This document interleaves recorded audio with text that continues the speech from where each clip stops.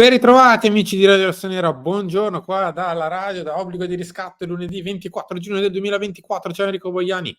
Ciao, buongiorno a tutti, ben ritrovati dalle nostre postazioni classiche, direi. Guarda che bello sfondo. Cementato.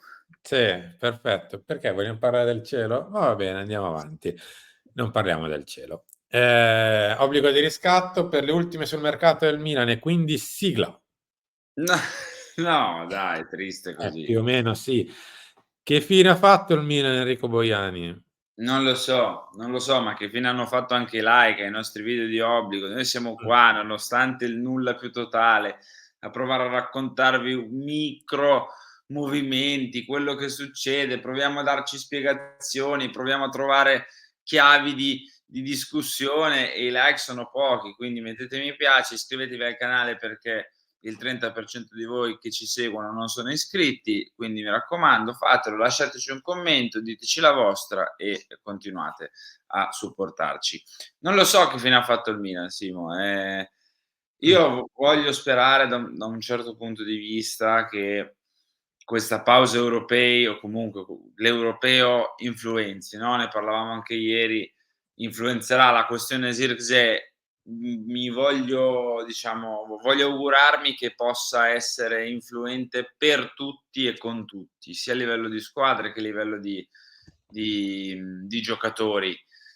È ovvio che ci sono anche tanti giocatori che l'europeo o la Coppa America, insomma, non la fanno e non li fanno e quindi comunque tu dovresti lavorare, dovresti, diciamo, magari affrontare quei discorsi lì, visto che poi magari tante squadre, tanti giocatori si ritroveranno a muoversi, a volersi muovere, a trovare soluzioni dopo l'europeo e in poco tempo. Mh. Ecco, c'è da dire che in questo periodo, cioè dalla fine della stagione al 24 di giugno che è oggi, il Milan non è che abbia fatto tanto, anzi praticamente nulla, se vogliamo. Ha chiuso i riscatti, in uscita, sono rientrati E rientreranno i giocatori non riscattati, anche cose fatte dal Milan, 0. Fonseca e lì siamo un pochino fermi, ecco. sì, siamo fermi. Il problema è proprio questo, cioè nel senso, che nemmeno il resto della nostra Serie A ha fatto, delle robe clamorose o Mh. niente di eccezionale, però quantomeno, insomma, un po' di primi passi ne hanno fatti, insomma, la Juve tra Di Gregorio stesso, tra Douglas Luiz, che comunque in un modo o nell'altro è riuscita a chiudere nonostante McKennie si è messa in ballo e alla fine c'ha buttato dentro Barnechea, ma alla fine comunque ha portato a casa la questione, come l'Inter stesso, insomma. Tra entrata e uscita si è già mossa, anche perché ne aveva chiusi praticamente 2 mesi fa, cioè Zelinski e Taremi.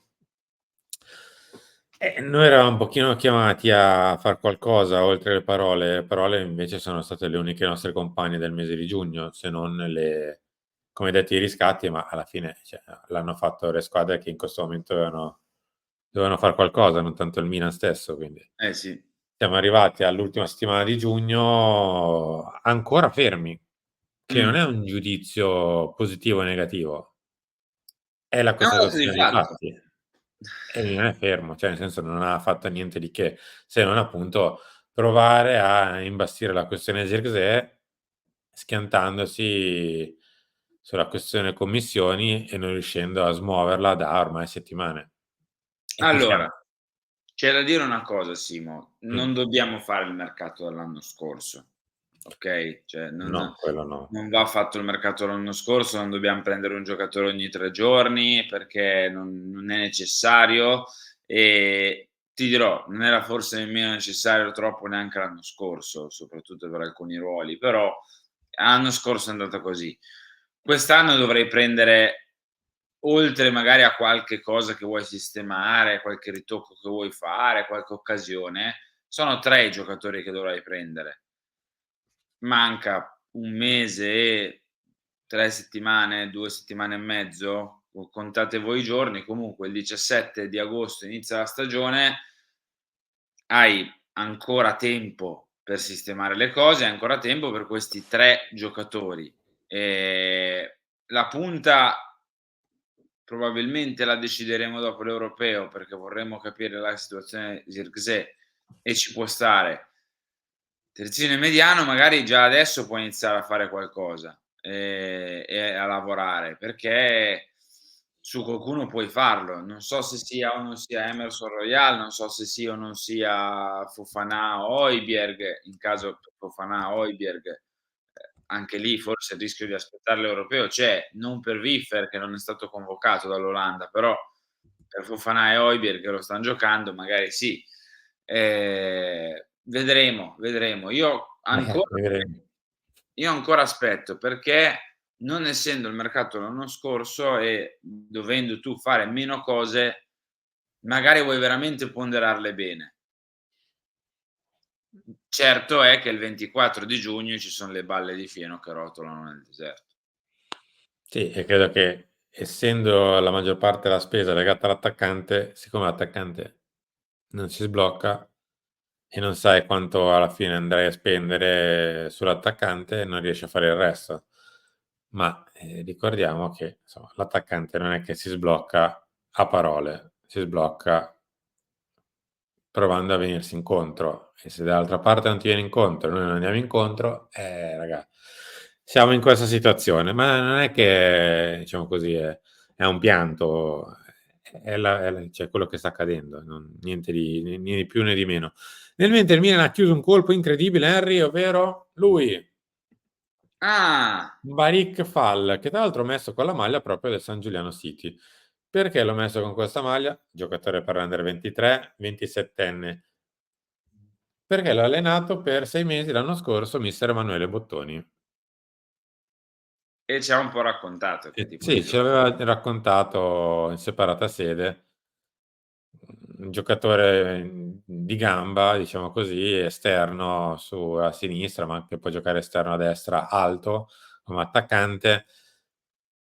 No, non dirò quello che pensi, Henry, perché poi se no voglio Non vedere lo i conosco commenti, io. arrivederci e baci. Niente, è un rinforzo nel caso per la nostra Under 23 che ha già fatto la Ma scusa, categoria, hai è detto un giocatore che 27enne? fisicamente in categoria si sente. Ecco, poi è un po' incostante, non ha grandi gol nei piedi, insomma.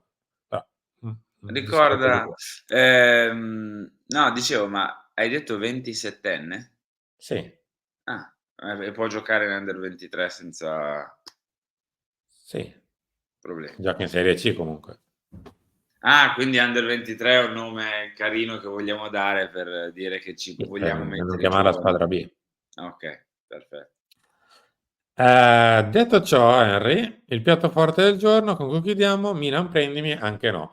Emerson Royal felice, so che mi cercano, può costare 18 milioni. Qua volevo chiedere a te io, cioè, perché se sono dichiarazioni al miele del buon Emerson verso il Milan, apre tanto, cioè nel senso è proprio lui che si sbilancia. Che fortuna. Che dire, Henry, ma l'ho detto oggi stamattina nell'editoriale, guarda, io non penso di sbilanciarmi quasi mai a priori sulla Mh. carta prima di mi piace sempre vedere un po' di campo. Qua proprio non ci vedo, ma no, ma scherzi a parte, non ci vedo l'utilità di questa operazione, che comunque non è nemmeno un'operazione così da 4, 5 milioni. È comunque un'operazione che probabilmente ti va via una quindicina di milioni. Per un giocatore che sì, è discretamente buono, ha una buona gamba e finisce lì più o meno, perché i piedi, insomma, son quelli che sono, difensivamente quello che è. Può portare via il posto a Calabria? Sì, a volte sì. Fai un upgrade sulla destra? Neh. Sulla carta nì, viste le prestazioni e il livello. Poi c'è sempre quell'incognita e qui dobbiamo darla perché, sono stato il primo a incorrere in questo errore magari, del giocatore che arriva dalla Premier League, no, nel senso che anche Pulisic in Premier sembrava un giocatore normalissimo, Mh. anzi forse quasi sotto media. arrivato in Serie A il livello magari è un po' più basso e quindi riesce a fare la differenza. Magari Emerson Royal può fare lo stesso, cioè in Premier e in Champions League in certe partite ci è sembrato un po' in difficoltà, però magari in Serie A diventa un ottimo terzino perché, non lo so, ci sono meno cose da fare da punti di vista in cui è carente, l'intensità è un po' più bassa e quindi magari riesce ad avere più concentrazione, questo non lo sappiamo, però io il beneficio del dubbio su giocatori che arrivano dalla Premier dopo l'arrivo di Pulisic, dopo quanto sia stato smentito e colpito da Pulisic, ce lo metto. Va bene Harry, siamo arrivati in chiusura. Grazie, ci ritroviamo tra poco per Chiami alle 11, talk, lunch per il filo rossonero, eccetera, eccetera. Si stava meglio in Sicilia comunque direi. Sì, si stava meglio anche qualche anno fa, però vabbè, questa è un'altra questione. Ciao.